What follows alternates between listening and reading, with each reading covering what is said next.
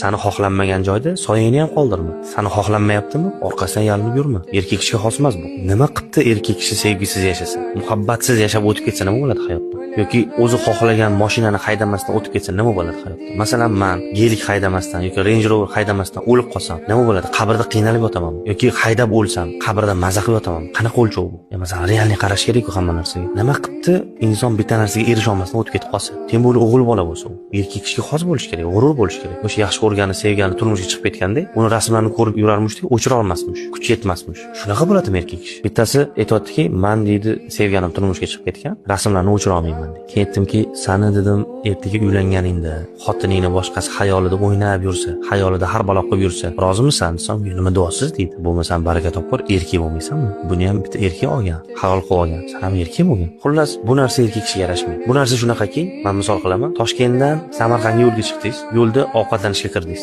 Ovqatingiz yaxshi bo'lmaganligi uchun siqilib qolib ketdingiz o'sha yerda. To'g'rimi shu? Kulgili-a? Inson maqsadi sari yurayotganda yo'l-yo'liki ishlar bor. Shu o'xshamay qolsa hech narsa qilmaydi. Bu maqsaddan chalg'itmaslik kerak inson. Xuddi sevgi, muhabbat, oila, mayda-chuyda muammolar bilan turib qolish o'rnida. Mana shunga o'xshaydi. Inson hamma narsadan kecha olish kerak. Inson doim yolg'iz qolishga tayyor turish kerak. Mana bu haqiqiy erkak kishiga, aqlan sog'lom bo'lgan odamga yarashadigan ish.